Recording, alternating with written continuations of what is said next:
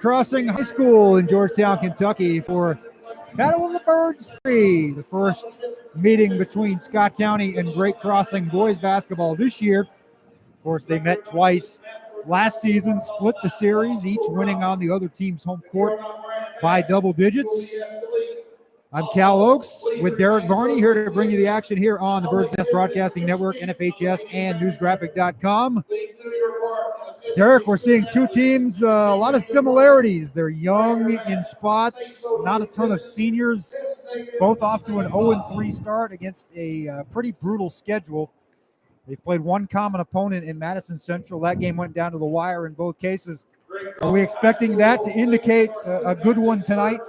Well, always, I think it makes no difference. It's almost like a Kentucky-Louisville matchup where no matter what the records are going into a rivalry game, I think they're with the name. They look across each other and see the name on the chest, and it's a little more inspiration, you know. And right now, I feel very sorry for the kids that just haven't had enough practice. Both coaches are kind of pulling their hair out right now and talking to both of them, and they've been so close in their first 3 games that they've had, and talking to Coach Glenn today, talking about free throws. Well, that's something you have to have a lot of reps. You have to have practice time, and just the continuity of your offense and who can play with who together on the court, and that's the kind of just the growing pains right now. And it just comes from lack of reps and lack of practice. A lot of starts and stops to this preseason, as we all know. They were ready to go in October, a little bit of workout then, and then right before the season, in the last week before the season was scheduled to start, the KHSAA put a lid on it for about a month. And didn't start working out again until December 14th, and then there were about 3 weeks to go until the opening games, which were last week. Both teams, of course, as we mentioned, played 3 times. Let's go over the schedule to this point. Great Crossing had a tough trip down to West Jessamine. They played against the 12th region champions on their home court. Got down big early, fought hard in the second half, lost 73-50. Much different game in Lexington on Thursday night. They played Frederick Douglass, jumped out to a 19-7 lead. Douglas, one of the favorites in the 11th region, came storming back, led by 15 in the third quarter. And then Great Crossing made another run, got within 3 or 4 points, and ended up losing that one. Free throws at the end kind of stretched it out, 78-64 Douglas. But a lot of progress was made in that game. And then even more so coming into the Madison Central game, the home opener here on Saturday night.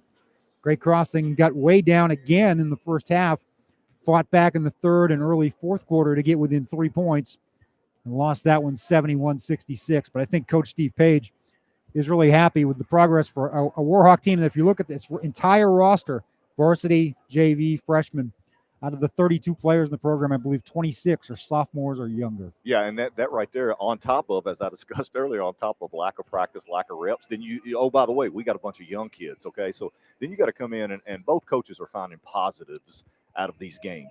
Yes, you don't have a victory yet, but how are we playing? Are we maturing? How's each practice coming after a loss? That's how you determine whether your team's coming along. How are we practicing after we lose? Are we capitalizing on the things that hurt us in the game? Talking to Coach Glenn today, one of the simple things, free throws. They're shooting terrible from the line right 50%. now. They're shooting 50% as a team, and that should be, if you're it's bad if you're upper 60s, maybe low 70s as a team. That's gonna hurt you. So anyway, just with again, this whole COVID thing has got everybody behind, and then as we're discussing the youth of both teams, I think it should make for a good game right now. Scott County's always been in that 70 to 75% range. That was a big key for them last year in their run in the 11th regions. They were a good free throw shooting team, good rebounding team. Those are two things that have betrayed them so far this year, by being out-rebounded by an average of 7 per night through the first 3 games. And as we mentioned, the 50.9% free throw percentage. We went over Great Crossing's schedule to this point. Let's look at Scott County. Exciting game down at Madison Central last Tuesday night. They got down by double digits, fought all the way back to tie it on a couple of threes by Micah Glenn in the final minute, and then lost at the buzzer 85-83. Little drive and dish layup at the horn cost the Cardinals that night. Kind of an ugly game at Henry Clay, and it's not the Henry Clay team of the past. It's not the 42nd district of the recent past. I think it's fair to say it's up for grabs this year. But Henry Clay on its home court, not a lot of fans in the building. Kind of felt like a summer basketball game to me. And And I don't think I'm talking out of school. I think Coach Glenn would agree. Probably one of Scott County's toughest performances in recent years. I mean, a lot of things didn't go right in that game. Rebounding, shooting the basketball defense. They got down early. Just a collection of negatives from that one. They did fight back at the end to close it to within about 12 points, and that was the final margin, 69-57. Now, the very next night, they had to go up to Mason County, the historic field house, where there was an actual crowd, a band, cheerleaders. You get a little more leeway when you have an attendance. Well, that's Mason County. You're always going to get that no matter what. Plus they can get 6,000 fans in that building on a normal night if they wanted to. So they certainly probably allow 500 or 600 in, right? Absolutely. And as it turned out, a good Mason County crowd for a night that Scott County jumped out to a 21-7 lead.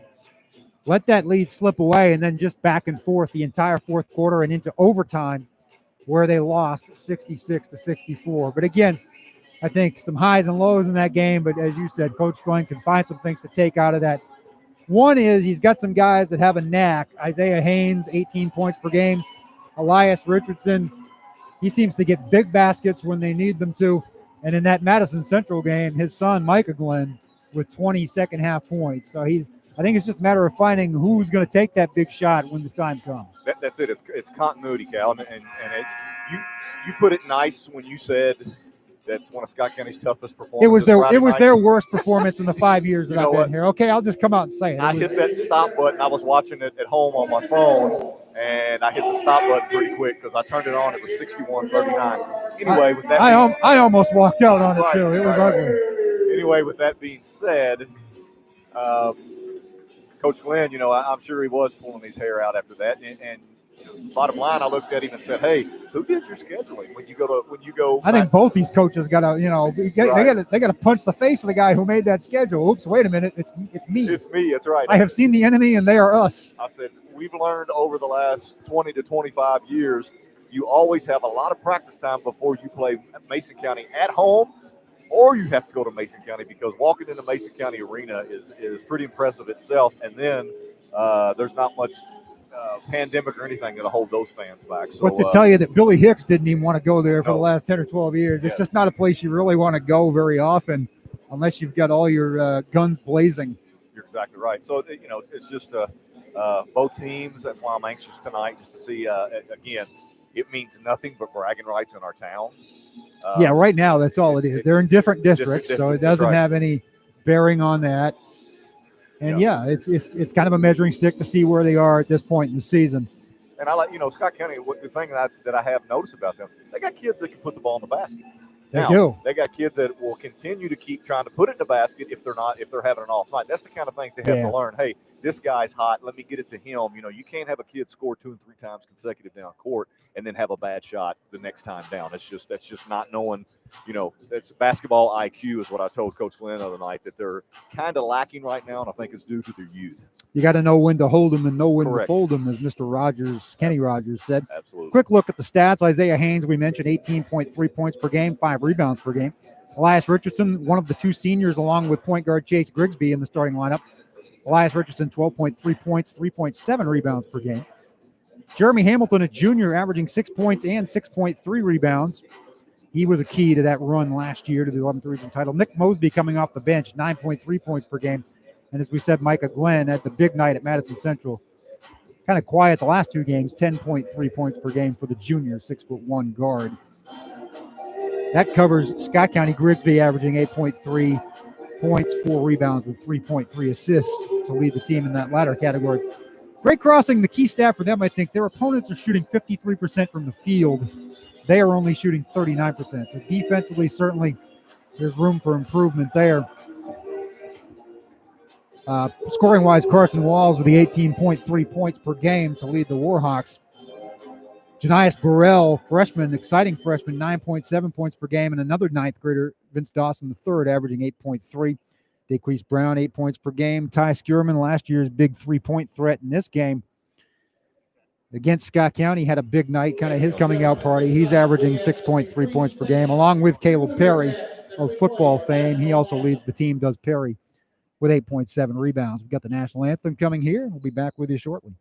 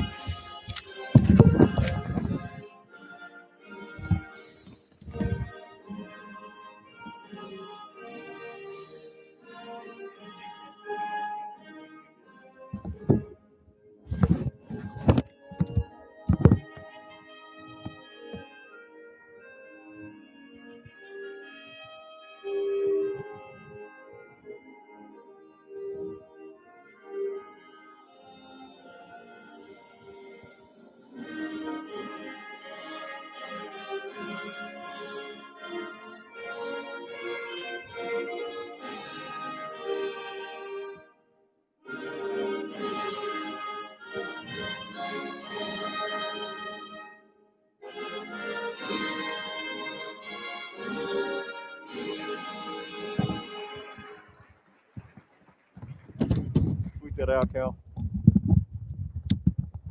All right, back with you as we are preparing for action here. Somebody's going to get into the win column and build some momentum here going into the second week of the season. As we are sorting out the opening night, some technical issues here. We hope you're hearing us on the audio side of things on News Graphic or our YouTube platform. Starters being introduced: Chase Grigsby, Isaiah Haynes, Jeremy Hamilton, Micah Glenn, and Elias Richardson for the Cardinals. For the Warhawks, it will be Carson Walls, Caleb Perry, Tyler Sparks, Ty Skierman, and I believe Janias Burrell. Somebody is kind of screening him out on the bench, so I can't say. It's usually either him or Daquise Brown. And Brown is standing up, so it will be Burrell. Burrell, a freshman. Skierman is a junior. Perry is a junior. Walls is a junior. The only senior is Tyler Sparks in the starting lineup. Grigsby and Richardson, the seniors for the Cardinals. Also try to keep tabs on the Scott County girls game tonight. They're looking for their first win. They're up 16-14 over Madison Central late in the first quarter there.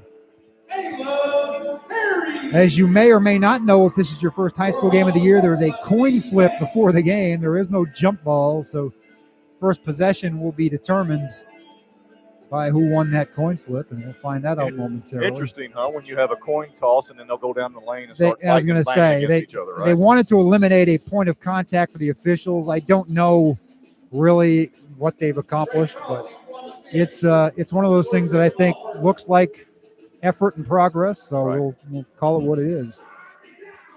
See these guys come out here and shake hands, and the majority of them have played together all their lives. They have. They're shaking hands or fist pumps, bumps, or whatever you want to call it. It is a great crossing ball. They work it inside to Walls, who kicks it back out to Burrell. Thought about three, now drives to the elbow. Finds Walls, who drives the right baseline. Bounce pass over to Skierman. Left corner three is long. Rebound, Caleb Perry puts it back up. No good. They're fighting for it underneath the glass. It's Sparks with another rebound. Kicks it out to Walls. That three is no good. Knocked out of bounds. It will be Scott County ball. As you see right now, Great Crossing is the aggressor on the glass. So Caleb Perry, they're going to have to put a body on him or he's going to have a field day on the boards tonight, as he got two rebounds right there. Scott County, its first possession. We're 30 seconds in. No score. Isaiah Haynes works it over on the outside to Hamilton, then to Glenn. Glenn picks up his dribble, spins around, finds an open Richardson. He pops from 15. It's good. SC on the board, 2-0. Elias catches that, got ready to put it on the floor, and he's wide open. So, and Micah Glenn put one dribble down and picked it up, which I'm sure he will not do that again because he went nowhere. Janias Burrell, freshman point guard. You don't see that a lot at the varsity level. Skierman has the ball, kicks it over to Sparks in the corner. Nice head fake and a drive on the baseline. No good, however. Haynes pulls down the rebound. Grigsby brings it up for the Cardinals. Just over a minute in, Scott County leads 2-0. Tyler Sparks got a good look right there, Cal. He drove baseline, just missed. They've missed what? They're 0 for 5 right now, 2 possessions. Drive by Glenn, dips, little contact, no call. Perry pulls down the rebound, bring it up quickly. Walls finds Burrell over in the corner, back to Walls, top of the circle, no good. Strong back rim, pulled down by Grigsby. Grigsby, nice look pass up ahead to Richardson. He's in traffic, misses the layup. Perry pulls down the rebound. Burrell up quickly to Walls. Fast pace early, not a lot of whistles. Walls and one. Nice move by Walls right there. He catches it, and he went and made the contact and stayed strong with the ball, Cal. And as you saw on the other end, if Micah Glenn goes up, and as I always say, take it through the defender's chin. Go up through his chin and lay the ball in the basket, or you got to have something happen. You got to at least make it to the free throw line. Foul called on Jeremy Hamilton, first of the game for either team. Free throw is missed long, but Perry gets the offensive rebound. Great crossing, hammering the offensive glass so far. We are just closing in on 2 minutes into the game, tied at 2. Jeremy Hamilton making no contact on the free throw to block out. Skierman found Burrell, who kicks it over to Walls. Walls with a spin back to Burrell in the corner, and he travels. He was double teamed there by Grigsby and Richardson. They forced the turnover. Scott County's playing. That's what you'll see Hamilton going to the bench right now. There's been 2 or 3 rebounds that he's just not making contact and blocking out. And Coach Glenn is sending a message right now because being in that seated position, that helps you do a lot better the next time. That's right. Nick Mosby into the game. He's one of those guys you talk about that will shoot from anywhere, anytime. Absolutely. Vinny Johnson, right? He had a 30-plus point JV game Perry. last year, as I recall. See, I'm okay with that, with what Isaiah Haynes did right there. He sees Perry with his head turned. He steps in there and takes a charge on the offensive end.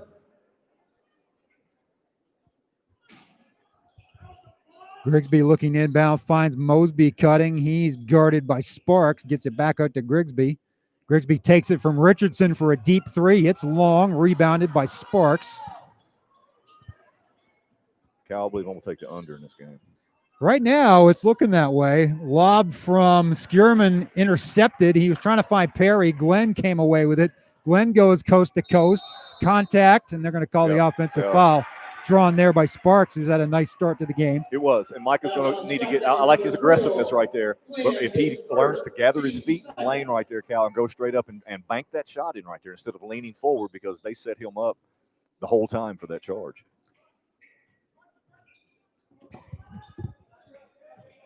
Great crossing. Burrell finds Walls again. Walls not shy about shooting usually. His bounce pass intercepted by Grigsby, however. No numbers for Scott County. They'll slow it down. There's Haynes for three. Long again. A lot of long threes so far. Nerves. They got to get the a little too much oomph. Scott County's playing really, really good defense. Walls dribbles it off his foot. They got to. Nope, it's going to stay. Yep. I thought nope. It's Walls' foot. You're right. Yeah, that's what I thought. And then it looked like the other ref was saying something different. He is. Yep, he is. White ball. That's what I thought. He was pointing towards good call, Cal. That end of the arena, which is Great Crossing's basket. Burrell will inbound to Walls. Walls gets it back to Burrell, guarded by Grigsby up top. Nice behind-the-back dribble. Floater is no good, however, and Grigsby comes down with the board. Still 2-2, 4:30 left. Got Burrell sped up there. Mosby thought about a three, now bounces it into Richardson, into traffic. Nice little hook shot, but it's short. Gets his own rebound for a moment. Now it's kicked around to Perry. Back with Great Crossing having not really numbers, but Sparks out ahead of the pack. He misses, but Perry puts it back and cleans up the mess. 4-2, Great Crossing on top, 4:10 left, first quarter. Perry's going to be on the glass. Scott County's got to take note of that, and Mr. Perry's very aggressive and gets after it under there. Grigsby to Glenn. We'll skip past back to Glenn over in the right corner. He tries to dribble around Burrell, now finds Grigsby for a three-point attempt. It's good. And Scott County back on top. I love Micah Glenn's aggressiveness tonight. I really do. I mean, he's Coach Glenn and I talked about that earlier in the day. When he's driving to the bucket and kicking or making something happen in there, it just makes Scott County a different ball club. Shot by Burrell is off the mark, rebounded by Mosby. Three-pointer from Haynes is short, rebound by Glenn, kicks it to Mosby. Mosby to the foul line, now finds Richardson at the elbow. Richardson misses. Mosby offensive rebound, and they'll reset it to Grigsby. I'll tell you what, Cal, this is no offensive clinic on either end. Not much. Three-point attempt is good by Glenn, and that will get him into a rhythm. Yep. The Cards certainly hopeful, as he had a couple of quiet games after that trip to Madison. Well, last two times down court, there's an assist and a buck, so he's responsible for 4 points. 8-4 Cards. Under 3 minutes to go, first quarter. Perry dribbling out on the perimeter, now finds Skierman as he was in trouble for a moment. Gets it to Burrell. Burrell loses control. It is bounced around and out of bounds. It will be Scott County ball. Burrell really struggling right now. He's missed about 3 easy shots and turned the ball over on that possession right now. J.Z. Middleton checks into the game for the Cardinals. Grigsby will sit down. Yep, and there comes Burrell out of the ball game. Enjoyed the Scott County Henry Clay game the other night. We had a Jay-Z and a Kanye in that game. Nice. Yeah, I bet you're not going to see that in Kentucky any other series this year. And you know we'd have come out with several songs for everybody. We just couldn't play much of a tune on the offensive end that night. We couldn't even rap. Middleton trips over his shoelace, and now he throws it away to Perry. Perry breaks away and will lay it in and get fouled. They want a chance to cut it to one. As Haynes just a bad foul there. You got to let him go. That or you have to absolutely tear his arm off. Get your money's worth of that foul, and right? what is Caleb? What's Mr. Perry at the line from the line right now? He's not terrific. I don't have their stats in front of me. As a team, they've shot well in the 65% range. That's not great, but it's not horrible either. Yeah, well, you want to make him, and he made you look good there because he missed it off the front rim. Much rather make somebody shoot it from 15 than Absolutely. from 2 feet, right? Got to make him earn it the hard way. Right. Hamilton back in the game. He finds Mosby and a bad foul by Skierman as he knew it. Just kind of 40 feet away from the basket. Probably not what you want there. No, you definitely don't want it that far out from the bucket, which is just a meaningless foul right there. Trey Dawson is checked in for Great Crossing. He's another exciting freshman, number 0. J.Z. Middleton running the point now for Scott County, guarded by Walls. He will find Richardson. Richardson over to Glenn. Glenn dribbles to the top of the key and finds Middleton for a 3. It rattles in and out. Now he can absolutely knock it down. He can. Rebound by 8th grader Malachi Marino. You may have heard that last name once or twice. 3-point attempt for Walls. Bounces over the backboard, and it will be Scott County ball.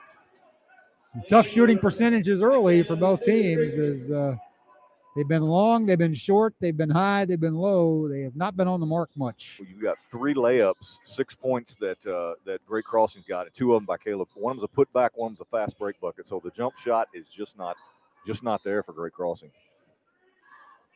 Elias Richardson guarded by Dawson. He finds a cutting Middleton. Nice bounce pass to Grigsby on the baseline, but he can't make the layup go. Tipped to Skierman, long pass to Dawson. Dawson drives the baseline, misses short, puts it back, no good. Rebound, Hamilton. I think Scott County needs to get in transition. Long pass from Grigsby is deflected, saved by Middleton, tipped around.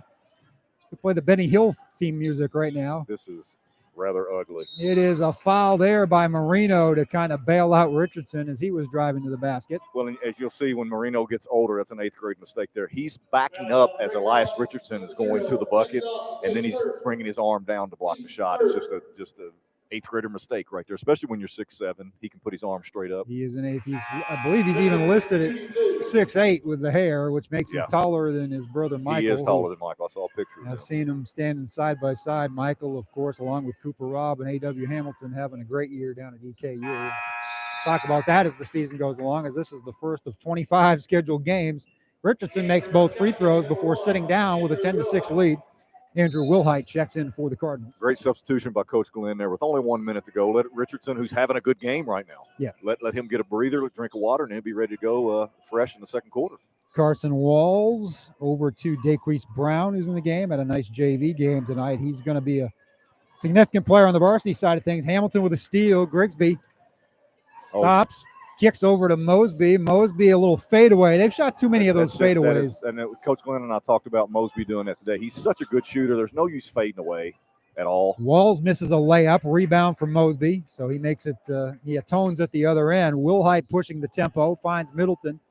Mosby for a deep 3 up top. Rattles off the rim. No good. 20 seconds. Yeah, they got to know how much time's on the clock. Great Crossing can play for 1 shot now. Mosby's going to take a 3-pointer with 20 seconds on the clock and a 4-point lead. Brown, not in any hurry, under 10 seconds, as they will play for the final shot of this rocky first quarter at both ends.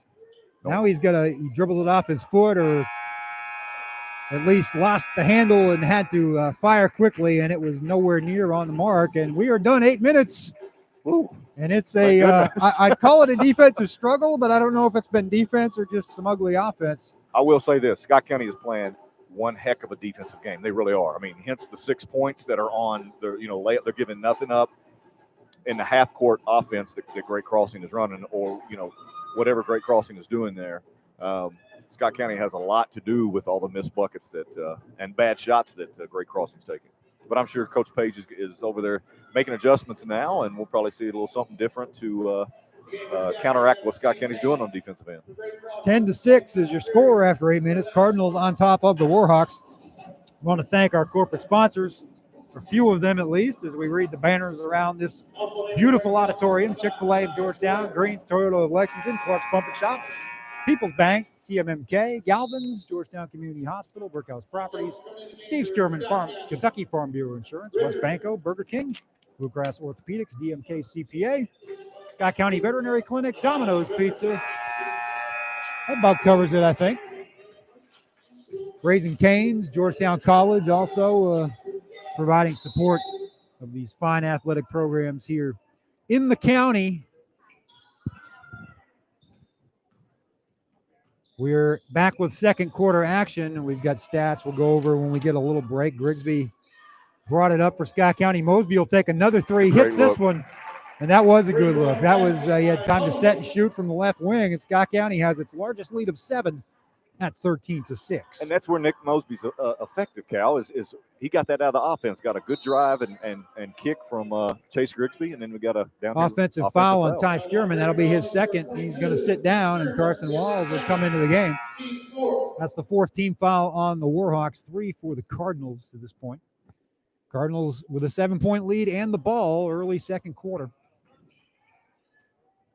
Scott County opens up the quarter with a bucket and then got a offensive foul on Great Crossing. Let's see how they respond here. Chase Grigsby will flex offense here with Haynes, Grigsby, and Middleton. Haynes will spin and fire to Mosby. Mosby feels like he's got the hot hand, but he finds Richardson. Richardson, the drive, guarded by Perry. Tough angle, nice, but he made the layup go down. He's got a little more body on him than Perry does. Not to say that Perry's not a big kid, but Richardson is he's a little bit shorter than Perry and got into his body, which is the key right there. Just enough elusiveness to avoid the contact and get it to go down.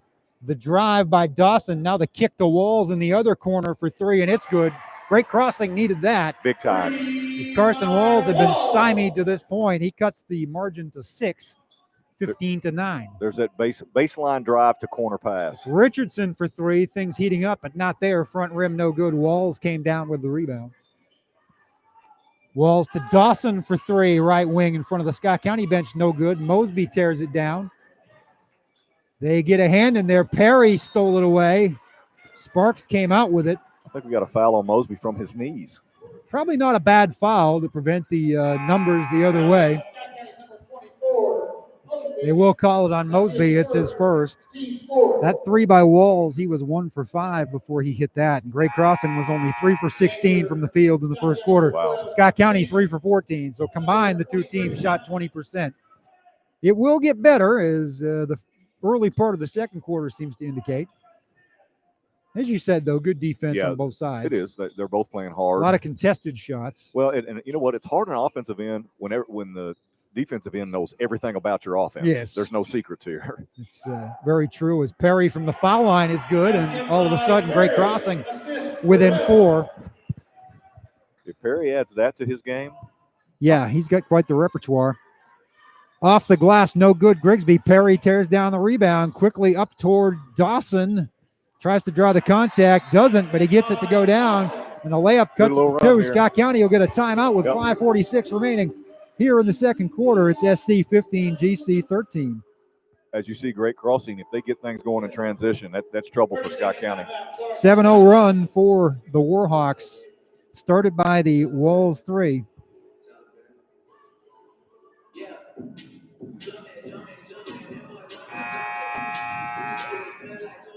Good atmosphere here tonight. Obviously not a Battle of the Birds atmosphere, but for any other high school game during the season, just about, this would be a great crowd. Oh, absolutely. I'm sure right now is the limit, the max that you can get people in here, during COVID, obviously. I think I was told 3 or 350, something like that. Gotcha. Well, I think and each player gets 2 tickets and coaches, I guess. Family members, immediate family. So we hope you could join us here on the news graphic broadcast tonight, or maybe you're just watching the video. We're thankful to have you. Great Crossing steal with a chance to tie or take the lead. Dawson puts them in front. Right corner 3, and the freshman is on fire. 16-15. I'm impressed with Dawson. He's the JV football quarterback. I was impressed with him there as well. Drawing the contact, and Richardson get it to go, and a chance for 3.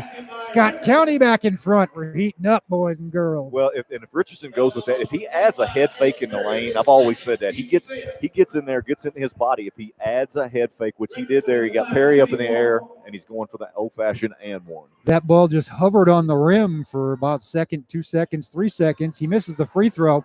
Perry gets another rebound, quickly up to Sparks. Sparks challenges Richardson. It's off. Rebound to Glenn. Glenn up ahead to Hamilton, tipped by Perry out of bounds. That's a good look by Micah, though. Kind of a bad angle, and, when you have Perry, probably the longest guy on the floor out there. Perry playing defensive back, go figure. Yes, there you go. An all-state one at that in football, with 5, count them, Division I offers, with the latest one coming from Miami of Ohio on Christmas morning. Merry Christmas, Caleb. Merry Christmas, Caleb, absolutely. There's some other Power 5 ones in there as well. Virginia, West Virginia, BC, UC. That's a good look. 3-point wide offense. Open for Isaiah Haynes, and it's a 4-point lead once again for SC. You can't leave Haynes 18 points per game. That uncovered. Now, Scott County, if you see him kind of playing like a kind of a pack line defense right now, which the way Great Crossing does not shoot the ball well from the outside, you see that they're getting absolutely nothing. Janias Burrell finds Sparks. Short jumper, no good. Malachi Marino had his hands on it, but it slipped away. Good challenge there from Elias Richardson to force the mistake, and it's SC ball. 4:25 remaining, second quarter.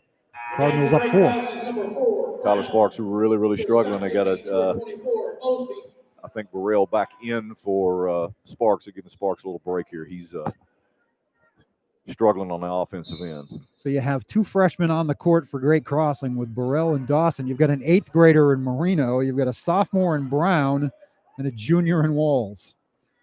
The future is bright as the Warhawks trying to make the present pay off here as well. Nice cut by Haynes. A foul. They're going to call that on Walls. Yep, and that's a good steal by Walls. I thought so. He just intercepted it. Right. Well, the pass, they're running flex offense, and he's coming off the cut down the lane there, and the pass led him into the defense, if that makes sense. It has to come into his chest, but it led him right to the defense, which was a steal. I didn't see if he grabbed any jersey on the backside or anything. Grigsby, nice inbounds pass to Haynes for the easy layup. Tim Glenn is the master of OB unders. I'm telling you, that used to be his job with Coach Hicks, so that's why he's so good at it. You saw it last year in the march to an 11th region title. They had them by the bundle, got them back into games. Here it gives them the 6-point lead once again. Brown finds Dawson. Why not another 3? In and out. Rebound Mosby. That's all they're getting is long jump shots. And Coach Glenn and I talked about that today. He said, I think they've had Great Crossing had 130-some shot attempts coming into the game and 70-some are 3-pointers. Short jumper in the paint for Haynes is no good. Batted around. Mosby picks up the rebound. Nice look to Haynes. Again, no good. Haynes, or Richardson rather, will try it. And third time is a charm. Elias restores the 8-point lead for Scott County. Scott County on a run right here. They answer the Warhawk run, which was 7-0, and they've gone on a 9-3 rampage. To take the 8-point lead once again. Walls for 3. Back rim, no good. Rebound Richardson, as you said. It's just been one after another. Yep. You get into that rut, especially if they're not going down for you. The deficit can grow in a hurry. Yeah, you got to be able to have someone step out. Haynes for 3. Short. Rebound Marino taken away, but foul. It'll be on Mosby, his second.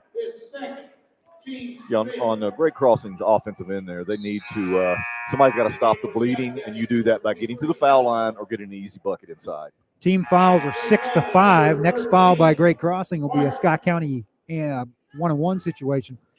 Scott County still got one more to give. They have the 8-point lead with 2:53 remaining second quarter.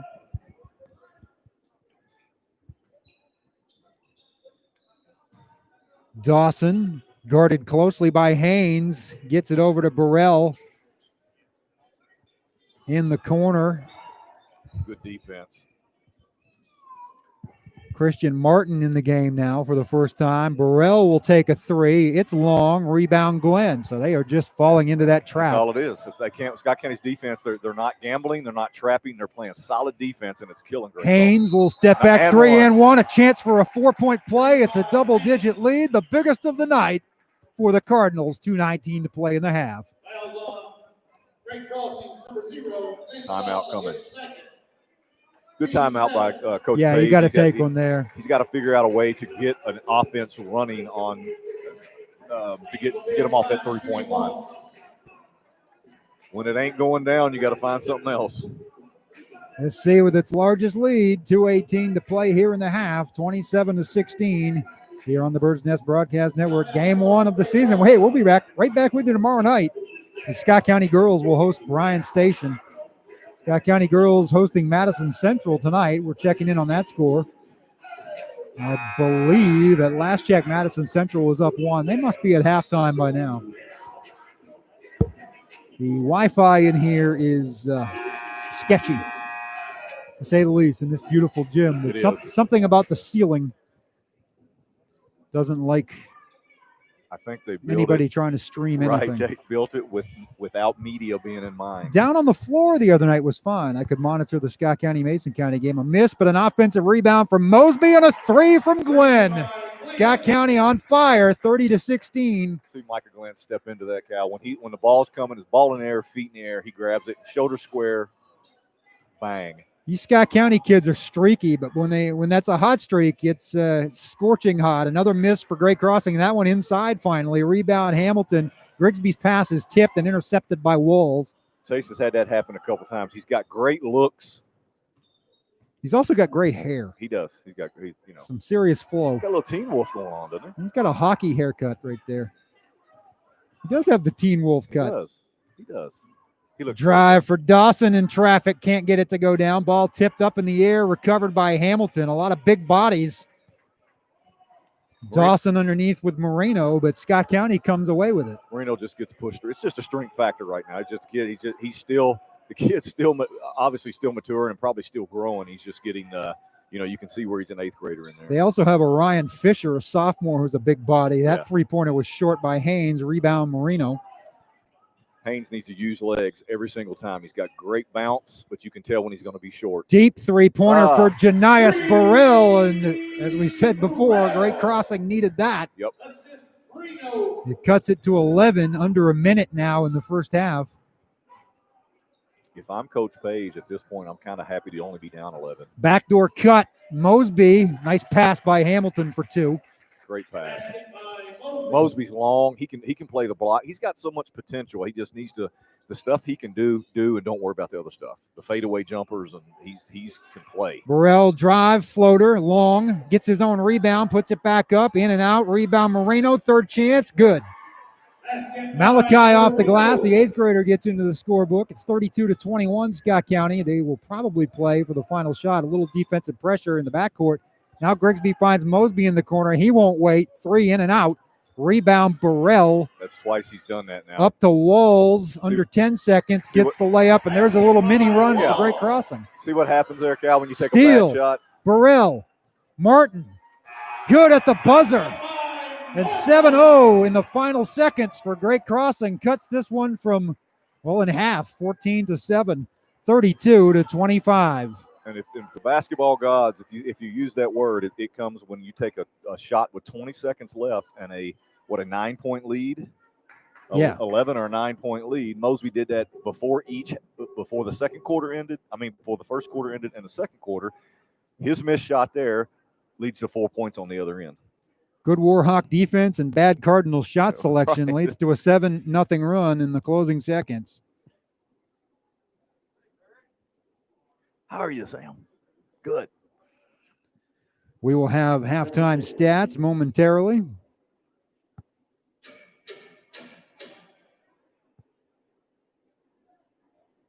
Ladies and gentlemen, boys and girls, let's hear once again. See if we can get an update on the Scott County girls game as well. That one was back and forth. Here's our stats.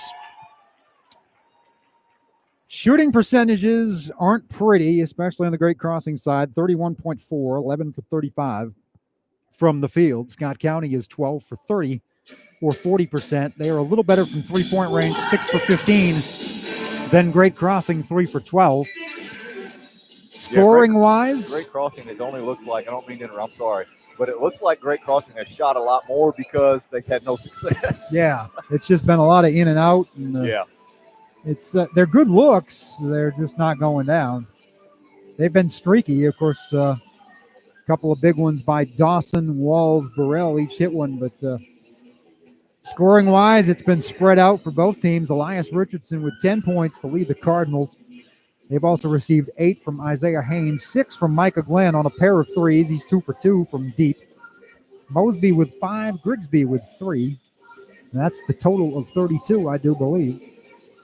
Looking on the Great Crossing side, Carson Walls with 7, Caleb Perry with 6, Vince Dawson III with 5, Janias Burrell with 3, Malachi Marino and Christian Martin both scored in the closing seconds in that run. They have 2 apiece. Turnovers pretty close, 6 for Scott County, 5 for Great Crossing. Couple there at the end cost the Cardinals. Yep. Couple of steals from Grigsby, a couple of steals from Perry. So that category is even. Not a ton of assists. You have Burrell with 2. Rebounding 23-20 in favor of the Warhawks. Perry has 9 of those 23. So he's on his way to another double-double as he has really stepped it up here in the past couple of games. Haynes 3 for 9. Walls 3 for 8. Mosby, yeah, he's 2 for 5. He hasn't taken as many shots as I thought he had. Anything you see in those numbers that's no, just not. I mean, compelling? It's a lot of 3-pointers for Great Crossing. I think Coach Page will probably address that. Hey guys, if, you missed 2 or 3 in a row. Let's do something else. If it's not there, and as you see tonight, 3 for 12 in the first half. Let's be very selective on our threes. If it's wide open, you're on the line, yes, but let's stay within our offense and try to get something out of our offense. And besides that, everything I think Scott County's playing pretty well defensively, and it has a lot to do with the shooting woes of Great Crossing. And on the offensive end, Scott County, when they're in their offense and the continuity of their offense and turning their offense over, they are scoring. Costly turnovers have actually kept, as I said before, I'd be happy if I was Coach Page and I was only down 7 right now, shooting the ball the way we shot it. And, Scott County's playing pretty good on the defensive end. If you're Great Crossing, if you're Coach Steve Page, what are you telling them in the locker room? They've been in this spot before this year. They've been down at the half of all 3 games by various margins. This one's kind of right in the middle at 7. Yeah, let's be a little more patient on the offensive end. Scott County's going to play hard defense. Let's make them play, for 2 or 3 passes, get something better than a long 3, because that's what they're doing. Is Scott County speeding them up, and they're settling for that long jumper. It's going to be a good second half. It's going to be a good season. It's obviously off to a strange start for everyone. I just don't think you can overstate how difficult that is, especially with young teams like this. To have to deal with what they've had to deal with. You're exactly right. You can just feel it in the air. There's nothing normal about what's going on right now.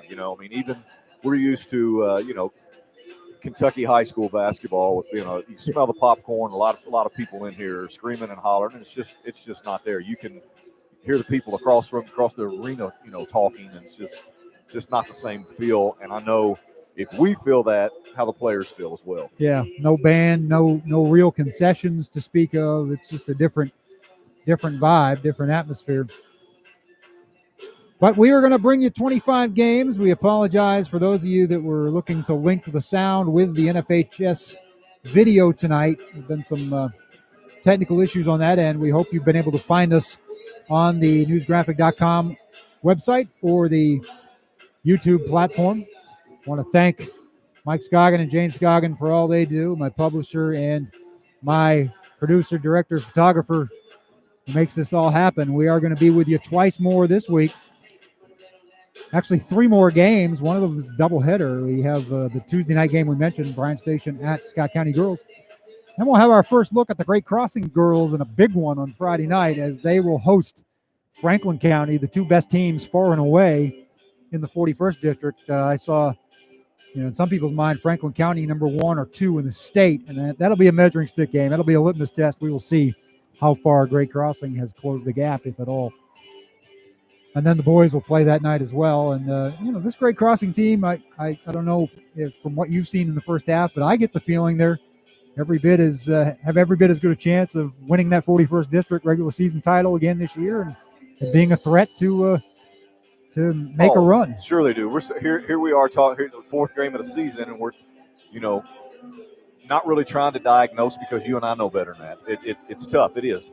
Once they get enough practices under their belt, around the.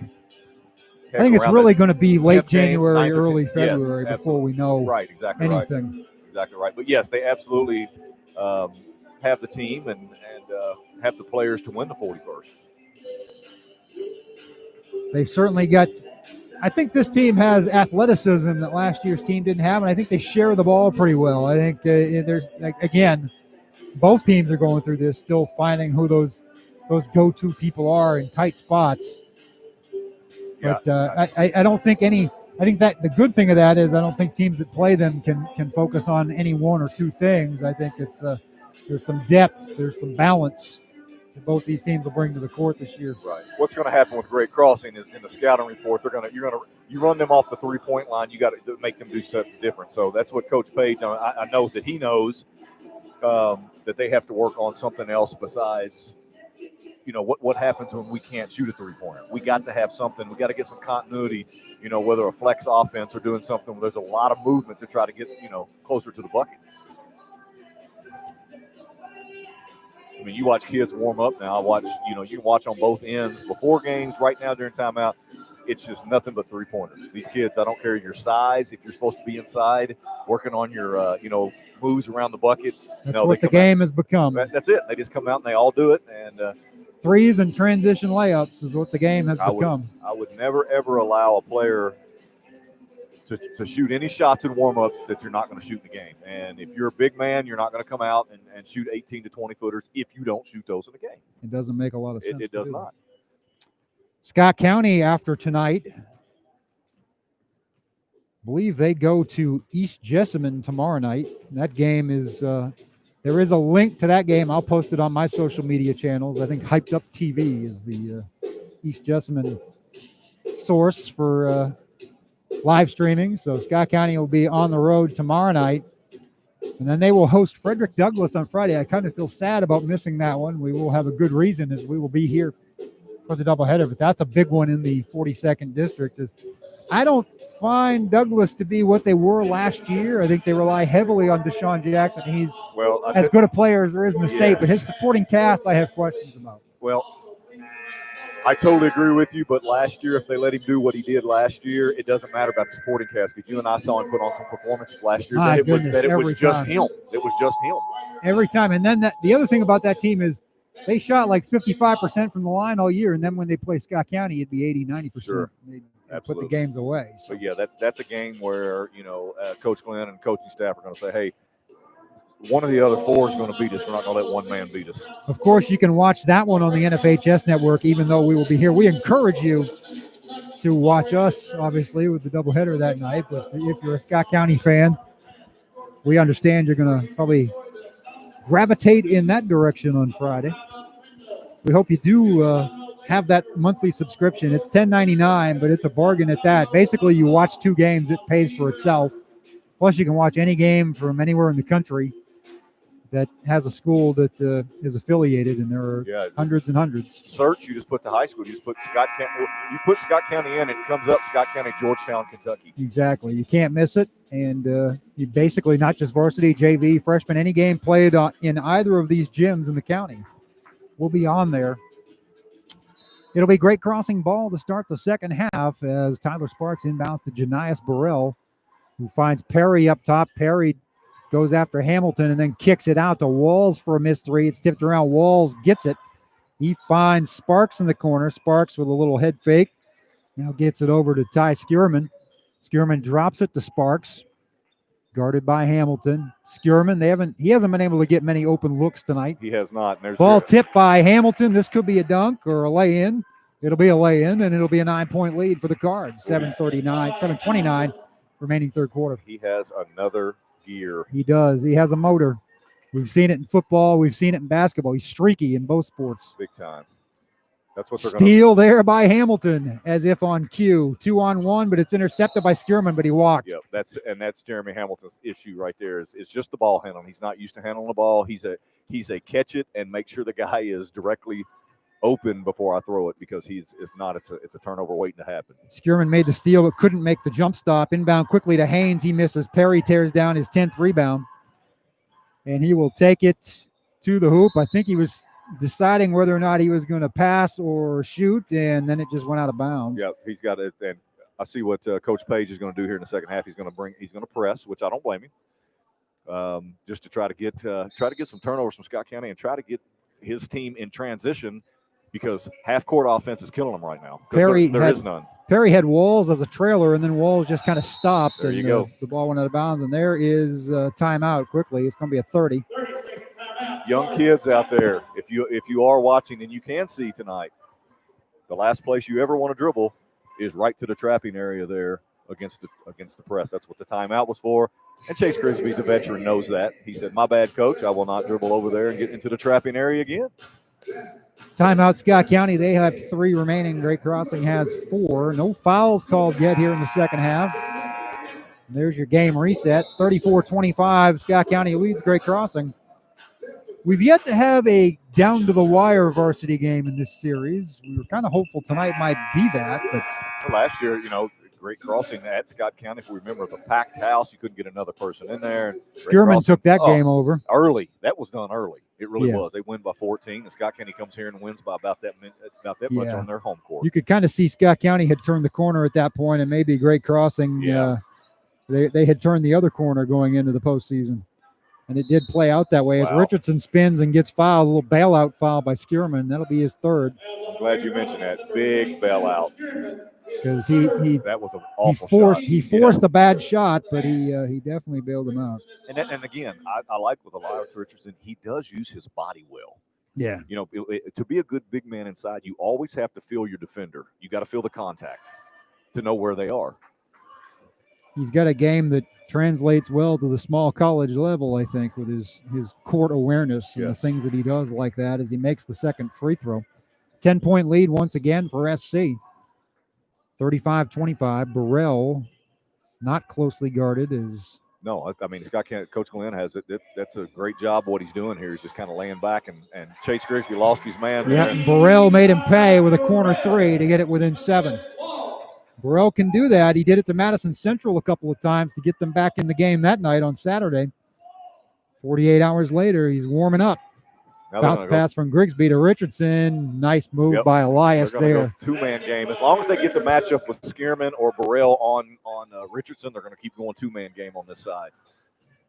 Cross court from Skierman to Walls, blocked by Glenn, but it will stay with Great Crossing. Micah Glenn's long arms. Can't outrun the long arm of the law. No, we've mentioned one Kenny Rogers song tonight. We might as well drop another one in there. There's 2. There'll be another one coming for long. We lost so many people in the last year in the music side of things and the world of entertainment, sports. It's been tough. Burrell drives into the paint, picks up his dribble, had nowhere to go. Skierman, he finds Skierman. Skierman finds a wide open Sparks. See, there's just nothing there for Great Crossing. I mean, it's like everybody's trying to do their own thing, and then, there's a guy open, so once he catches it, I'm going to shoot. So Scott Kenny's got a plan here, and there it is. Nice lob from Glenn to Richardson. Same play last time down. Works again, 39-28. SC with a double-digit lead, 5:28 remaining third quarter. They just got a bad matchup with Richardson because you got Caleb Perry, who is on Jeremy Hamilton. I believe I'd switch that up. Ty Skierman for 3. It is short. Rebound by Sparks. It is off, and rebound by Hamilton. SC in control once again. Glenn pops for 3. No. Tipped. Rebound. Recovered by Skierman. I like that with Micah, though. That's a good catch. No need to dribble right there and go straight up. I like that. He'll get stronger and be able to knock that down in the future. Burrell. A little more attention paid to him this time down the court. Walls kicks to Sparks. Skierman in the corner. Drives the baseline. Bounce pass intercepted by Glenn. Here come the Cards. Haynes for 3. No. Will contact, and it will go. Foul will go against Scott County. I think it'll be on Glenn. See, and the Scott County's in. You get you're up 11, and you get back-to-back threes. You know what? Hey, let's run our offense and get. We've gotten layups the last 3 times before that with Elias Richardson. That's what I'm talking about. Basketball IQ right there. You catch it in transition and you put up 2 threes instead of going ahead and running your offense with an 11-point lead and just really called putting your foot on their throat. I think young kids more than any other are probably vulnerable to that style of game they watch on TV, and that's a lot of threes in any situation. Not always the smart move. Is Burrell with a nice shot from just inside the paint. Little floater gets it to go. 39-30 now. 4:20 remaining third quarter. Grigsby guarded by Walls, gets it to Richardson, same spot, turnaround, can't get it to go. Nice tip attempt by Haynes. It won't go. Perry tears it down, long past the Walls. Thought he might have palmed it. They don't call it. He missed it anyway. Hamilton rebound. Walls needs to back that out. Glenn pushes it, no good. Rebound, Richardson, no good. And it will go the other way as a foul on the rebounding action against the Cardinals. They're bad. And Micah goes higher up on the glass on that one right there. It's a very, very nice move in transition. Another foul Very on nice Glenn. move. That's his third. He'll probably sit down as J.Z. Middleton checks into the game. Glenn's still in there right now. Probably looks a little winded right now. It's Grigsby sitting down, I guess. Skierman to Dawson. It's been a fast-paced third quarter.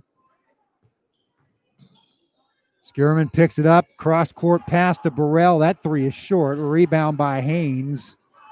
And a little slower pace bringing it up this time for SC. I don't blame him. I'd run offense right here. Run offense. He finds Hamilton. Hamilton in no hurry. Nobody's guarding him. He'll find Richardson. Nice cut by Middleton. Nice pass by Richardson. There's your offense right there. You settle down and run off both ends. If Great Crossing does it here, they got a layup earlier out of Burrell. Scoreboard's wrong. They credit it the wrong side. It's 41-30 as that three by Burrell is off and the rebound to Hamilton. Good rebound by Jeremy. It's an 11-point lead for Scott County, and they have the ball with 3 minutes left in the third quarter. Great Crossing got a good look there. Skierman driving the baseline. He's a good passer off the baseline there. Richardson to Middleton. Now Glenn. He finds Hamilton cutting to the middle, blocked by Perry. Block. It will stay with SC. Now the scoreboard's even more wrong. They've got it a 3-point game. That's wishful thinking. There it is. 2:41 remaining, third quarter. Inbounded to Haynes. They work it around the outside. Glenn lost the handle for a moment. He's guarded by Burrell. He finds Hamilton. Cal, I'd make Great Crossing play defense. I'd just keep running my offense. I would absolutely do that if you're Scott County. No rush here. You've got the 11-point lead. Good things seem to happen when you run a half-court set. We've seen it 3 or 4 times this quarter. Everything else has been a brick. Micah's got to catch that ball right there and chin it and get stronger with it. You see how Burrell's able just to reach up and knock it away? If Micah catches it, gets in triple threat position, that ball's never touched. Foul called on Burrell, his first.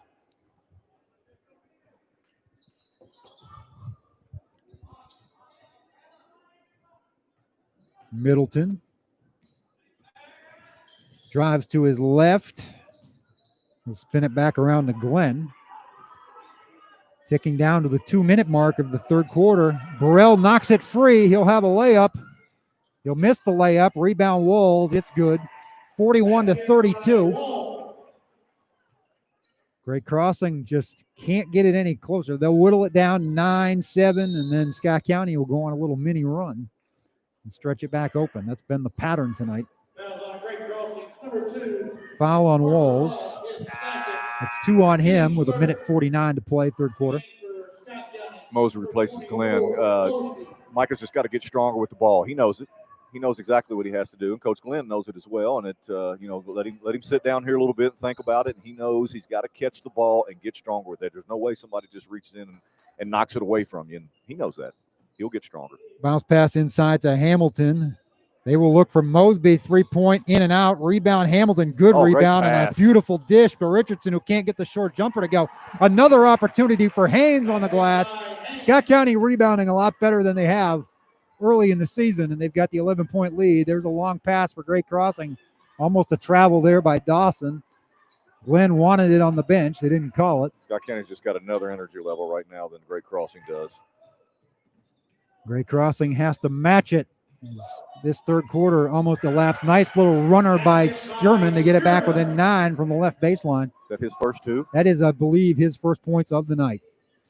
And he was such a factor in this first game of the series last year over at Scott County. Yeah. He and again, that was his coming out party, and he's no secret anymore that they're not going to let him stand on the line and be a set shooter. There's no way. He's got to develop right there, as you saw him go baseline, hit the floater on the baseline. that's adding something to his repertoire. Scott County girls basketball's long national nightmare is 5 minutes and 45 seconds from being over. They lead Madison Central 45-31. Job. Yeah, that's a good win. They could get on a run as they have Bryant Station tomorrow night. Inbounds pass from Middleton to Haynes. The lead is back to 11. That should never happen underneath your basket. You got to turn and find the ball. As you said, though, the master of the out-of-bounds play is Tim Glenn. In and out three for Skierman, rebound Hamilton. Middleton will bring it down, and with 30 seconds to go, Scott County doesn't need to rush. Now, I will say this. As good as they are out of bounds, they are that bad at the end of quarters. I will say that. And we saw it in the second quarter, and you can't let it happen here through the Cardinals. They did it all last year as well. They do not get any type of – now, they can go 15 seconds. Well, maybe not. Knocked free by Daquise Brown. He Maybe finds Skierman, knocked away by Hamilton. Good defense by Jeremy with 12.1 ticks remaining. Did you see that D1 defensive back right there? That was good gracious. He is a stud. My point being, they had, and I know Coach Glenn and I have talked about it before, you got to do that stuff in practice. You got to say, guys, we got 30 seconds. Bad pass is intercepted by Richardson. He draws the contact from Brown, and he'll go to the line with 6.8 seconds remaining. He just waited for Brown there to commit the foul. I think he was trying to get the three-point play, but a good foul by Brown to, as we said earlier, get his money's worth.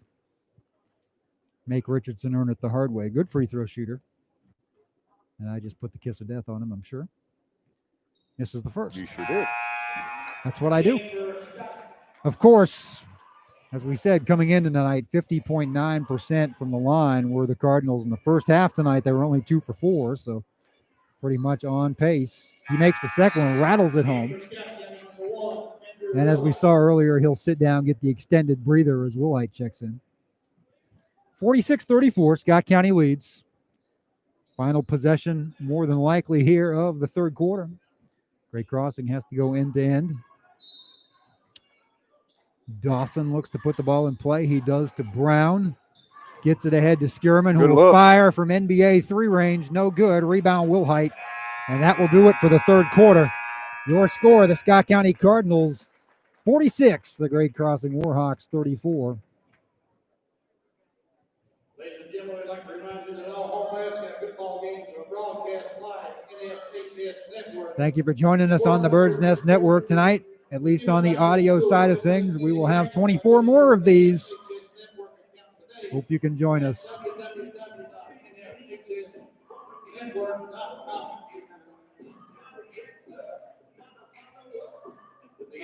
A couple of big buckets by Elias Richardson in that quarter, I thought, really to kind of maintain the lead and keep Great Crossing from building any momentum. Well, you saw what they did. That was out of halftime. So they see the matchup that they're getting on Richardson. So Coach Glenn goes, you know what, we're going to go clear out. We're going to go two-man game. That means that the ball's on the wing, and we're going to dump it down to Elias and let him go to work.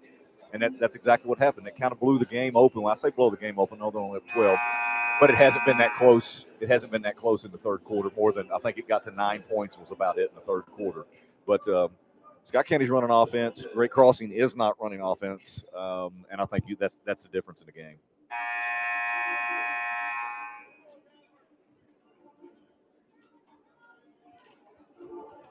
Our third quarter stats. Scott County right at 40% from the field for the game. Great Crossing right at 30%. 4 for 20 from three-point range are the Warhawks. 6 for 18 are the Cardinals. Just a little bit of an edge there to stretch it out. Turnovers fairly even, and right off the bat, nice bounce pass from Richardson finds Glenn. And out of timeouts, under the basket plays, they're just sharp. There you go. And I think sign of a well-coached team. Well, if I was Coach Glenn, I'd blame the end of the quarters on Coach Wilhite. Yeah, absolutely. You've got a nice coaching staff there. You got no shortage of guys you can blame it on. That's great defense. German works it into Perry, but all 5 Cardinals collapsed on him. A kick out to Walls, 3 no good. Rebound, Skierman puts it up off the glass and in. High off the glass. Little Tim Duncan play there. Scott County's going to get pressure. Use the window. Glenn, strong drive, blocked by Perry. It will stay with the Cardinals. Right there, Micah Glenn gathers himself, pulls up off the glass. It's money. But he challenges someone a little bigger and a little longer than him. Nice inbounds play, but Hamilton can't get it to fall. A little floater, little catch and shoot from 3 feet. Just could not get it to go down. Ball comes back the other way. Burrell closely guarded by Glenn. He finds Walls cutting and now drops it to Perry, who spins and gets his pocket picked by Glenn. Hamilton recovered it, and Grigsby will set the offense. Bounce pass inside to Richardson in traffic. Can't get it to go, but Hamilton on the other side, no good. Saves it, but intercepted by Walls. Here come the Warhawks. Walls coast to coast, blocked by Mosby. Mosby's long, and he's gaining defensively. I think he's got guys like Haynes and Mosby. They can buy into Coach Glenn's defensive program. This team will continue to get better. Open three for Walls is no good, and they're just going to let Great Crossing shoot, and why not? They're 4 for 22 from deep to this point. It has just not been the Warhawks' night here in their home gym. Keep running offense right here as they did before, as we mentioned. Scott County can dictate the pace right now. Now he's got to see that he's got 2 guys on him right there. Spinning fall away for Richardson, and he's had himself a game. And Great Crossing, you know what? If you're going to give up a fadeaway 15-footer and he hits it, good shot. That's, you just tip your hat to the guy if you're wearing one. Tip your mask. Kick out from Perry to Skierman. He'll find an open Burrell, short, rebound Grigsby behind the back dribble, and now he'll slow it down. Scotty Burrell from UConn. That's a name from the past. Name. Tate George, Scotty Burrell. Nadav Hennefeld, going way back into the. Scott County going to run their high flex right here. Yeah, Grigsby's just going to smartly, as a senior point guard will do, back it out, and they'll run some clock. 5:30 to play, 50-36, Scott County.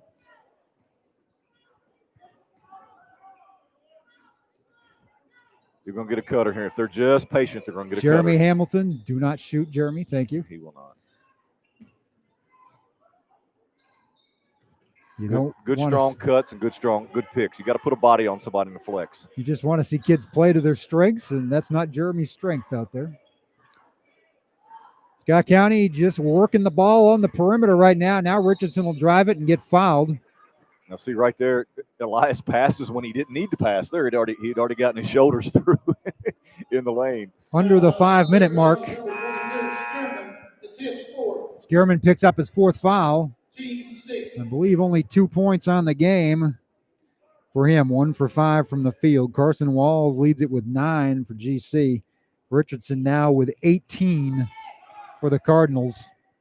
He's looking like tonight's Galvin's player of the game unless something changes dramatically here down the stretch. Be back with you tomorrow night. Girls action. Bryant Station at Scott County. This one not quite over yet as another miss and a rebound, and they'll get it forward to Perry. It's amazing. I thought they were going to lay up right there. I'm going to say it's amazing what happens on the other end after a bad shot. And Coach Glenn really getting on Elias Richardson saying, hey, you know what? You're having a great game. Don't do that to the team. Don't take a fadeaway jumper. Turnover there for the Warhawks. Zorian Alcorn in the game for the first time tonight. He made a pass that nobody was there, and it will go to SC. Some young guys getting their first taste of the Battle of the Birds, and nowhere to go but up for so many players on both sides, really, as we mentioned. Only 2 seniors that play significantly for Scott County. Only 1 in the starting lineup for Great Crossing. Steele, nice save there by Sparks. Speaking of that senior at the other end, but they missed the layup. See Micah Richardson. Micah Glenn's long arms. That was a name from the past, wasn't it? Wow. Grigsby got blocked there, but it will stay with Scott County. 4-13. Offense has been skittish on both sides tonight, but Scott County has gotten enough shots to go down to get this lead out to the biggest it's been all night. And there's a 3 that rattles in and out by Mosby. Mosby's rebound right Perry. there. He's got a soft touch. He's right there. Good shooters are always close, and he's always close. Perry in double digits in the rebound category for the second straight game. 3 by Sparks is way off. Rebound Glenn. He's got Middleton on the other end, an easy layup. Can't get it to fall, however. Should have given it up. Good rebound, though, by Mosby. Don't understand a 2-on-1 fast break nowadays, and kid just doesn't snap pass it over to the other guy for a layup. Largest lead of the night, 52-36 for Scott County. Steve Page wants to talk it over with 3:44 to play. Number 3, State.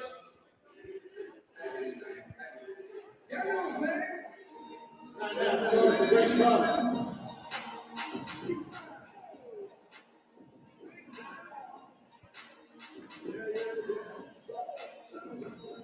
Nick Mosby put back gives them their largest lead of the evening. Yeah, Mosby's, again, you can't, it's tough to scout him because of his length and the way he shoots. He can go inside and out. He can rebound the ball. He can defend. He's got a lot of tools. He does have a lot of tools. He just needs to really assert himself. And I think Coach Glenn believes in Nick more than Nick believes in Nick. Yeah, he's just got to get that varsity level faith in himself. He had it at the JV level. Yep, it's easier to get your shot at that level. Sure, and I think just like anything else, with a lot of reps, a lot of practice time, more practice time with your teammates, everybody's going to get better. These are two teams with a high ceiling this year in the 11th region, of course, as we mentioned, not district rivals. Scott County in the 42nd. Great Crossing. Probably, it's a close, tightly fought 41st district, but they were the regular season champion last year. I see no reason why they can't contend for that, at least, again this year, even with a younger group. Right, absolutely. This has not been up to the level I feel that they played at against Douglas or Madison Central. But again, a rivalry game, you just never know what you're going to get, especially with young kids. Another miss and another Scott County rebound, and time ticking away on the Great Crossing Warhawks. 3:15 to play. Glenn might have gotten away with the travel. He dishes to Hamilton. Yep. Beautiful drop. Yep. And Jeremy finishes it off, and this one is just about history. Scott County pulling away, as they are on the girls' side in the Madison Central game. Almost an identical score there, 52-36, with a minute and a half to play. So it's going to be a happy night in Cardinal land, it appears. On the other, they need to move that. They needed this one. I mean, after a tough road schedule, and well, this one's still considered a road, even though it's road game on a mile away. A couple of miles. Yeah. As the crow flies, about 3/4 of a mile, probably. They're going to get a foul on Mosby there. That's his fourth of the night with 2:50 remaining. Warhawks have a long way to go and a short time to get there. It's 54-36, 2:50 to play.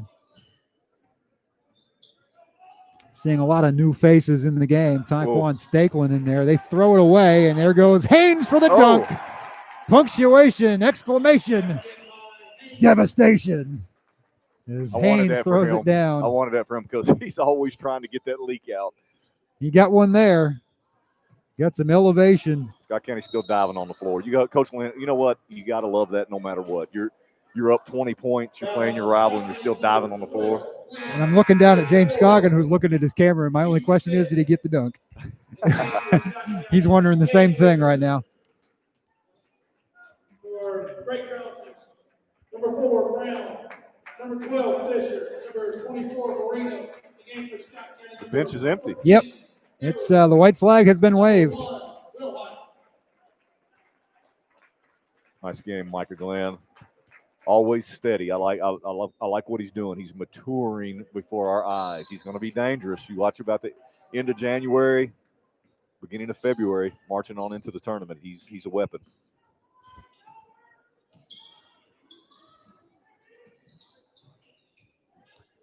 Bucket there by Daquise Brown. He gets his. Where's he been? Yeah, he hasn't played much. He got a lot of JV minutes tonight, and he's leaned on. Yeah, he's a sophomore. He's leaned on Burrell at that point guard position. Has Coach Page. Now a nice dish by Brown there. A second chance under the basket by Martin is blocked. It will stay with Great Crossing.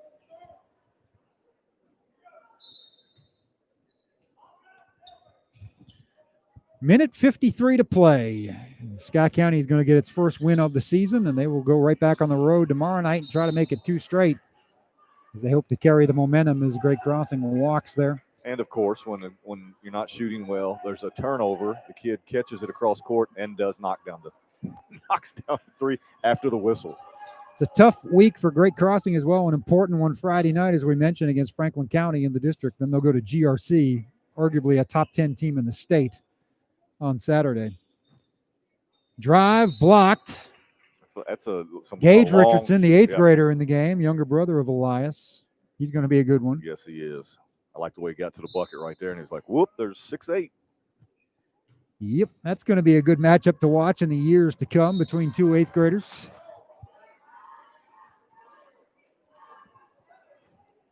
I think Andrew Wilhite's just looking to tackle somebody, hit somebody. Yeah, that's what he does. You know, just want to tackle somebody real hard. He does during the fall. Minute 20 to play. Steal by Jeremy Hamilton. Jeremy Hamilton just keeps going. Steals, blocks. He's an Energizer bunny out there. He gives you so many. He does everything well. He doesn't have any great thing that, he's not a great scorer or a tremendous rebounder, but he's very good. He'll give you a half dozen of each, and he'll just continue to make defensive plays all night long. Gage Richardson with the miss J. Getting some varsity reps. Scott County girls are winners tonight, 58-36. Good to see that. The game for Scott County, number 24, Nick Osby. Good job, Jeremy Hamilton.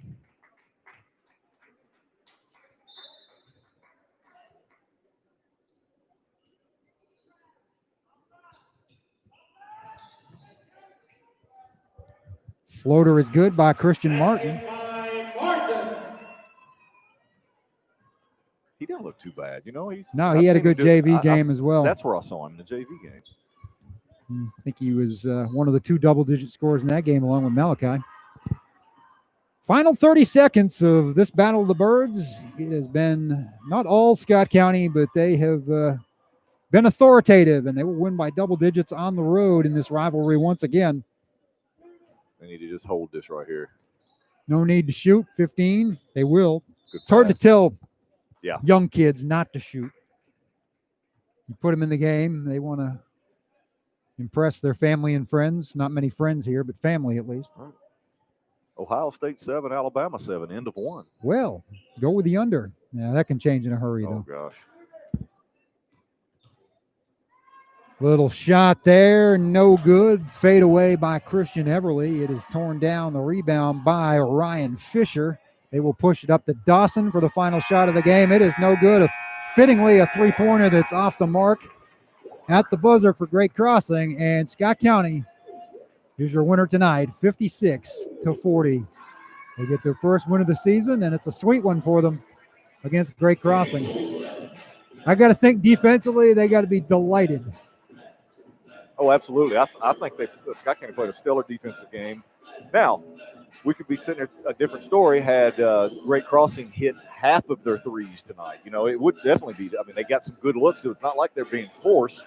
Walls had all kinds of good looks all night, but I think that was kind of in the game plan. Let's move out on Skierman. Let's limit his touches and let Walls and the other guys shoot as many as they want. We'll await the final stats. Our Galvin's on main player of the game is Elias Richardson. I believe he finished with 18 points. I don't think he got to 20. He definitely led the Cardinals there. Timely baskets in the third quarter. I thought if there was any chance at all for Great Crossing to make a run, he did away with it with what he accomplished there. As they are delivered, as expected. Where are we? Richardson, 18 points, 6 rebounds. Those are his final stats, 7 for 16 from the floor. Isaiah Haynes had 14. Good night for him. 8 points for Micah Glenn. He did a great job distributing the ball, I thought, tonight. He really did. I thought he played just an all-around. Just because of 8 points, that doesn't explain how good the guys he set up, him getting to the bucket, running the offense, making good passes in the offense to set his teammates up. I thought he played an outstanding. He had a couple good defensive plays, couple steals. Let's give a call to Nick Mosby. 7 points on a team-high 9 rebounds for Nick. Great game for him. Jeremy Hamilton, 4 points, but 8 rebounds. 3 steals I thought were key. Yep. He was a key on the defensive end, certainly. 3 points for Chase Grigsby. 3 assists as well, 4 rebounds. J.Z. Middleton, 2 points to round out the scoring. Cardinals only shot 37.7% from the field, and again, 4 for 8 from the line, but that wasn't a factor tonight. Not a lot of free throws shot in this game. Great Crossing was only 0 for 2. Their field goal percentage, 28.1, including 4 for 26. Just a woeful night from 3 For the Warhawks, who did not have a double-digit score, Carson Walls led them with 9. Janias Burrell had 8. And you got to look down to 6 for Caleb Perry and a team high, game high, 12 rebounds. 5 points for Vince Dawson III. 4 points Christian Martin. 4 points Ty Skierman. 2 for Malachi Marino. And 2 for DeQuise Brown for your total of 40. Any final thoughts, Derek? We'll be seeing you again in 24 hours. Right. No, you know what? Rivalry game, we could see how both teams are what I want to call under-practiced, as both coaches would probably agree. And, if you're Coach Page, you got to look at these shooting stats. The guys, we need to get inside that line a little bit, see if it works a little better there. But they'll improve on that. I think both teams will improve. Scott County's defensive performance tonight I thought was stellar. They're going to get better as well. That's what both coaches can only hope each and every day they come out here and get after it in practice is, more practice time to move on through January in hopes that you're stronger in February. A tough night on the offensive side of things for Great Crossing, but they will come back around. They've got a couple of big games this weekend, as we mentioned. Friday night especially, a big one in the district against Franklin County. We will be here for that. For James Scoggin, our producer, director, photographer, for Mike Scoggin, my publisher, helping make this possible along with DT Wells, we thank them. We thank Derek Varney for his work on the mic. We'll be back with you tomorrow night. Bryant Station at Scott County Girls. It's going to be a great season. We are looking forward to an ambitious schedule, one that's kind of compressed here into a matter of a few weeks, but we can't wait to bring it to you. I'm merely Cal Oaks saying good night, God bless, and we will see you on the other side.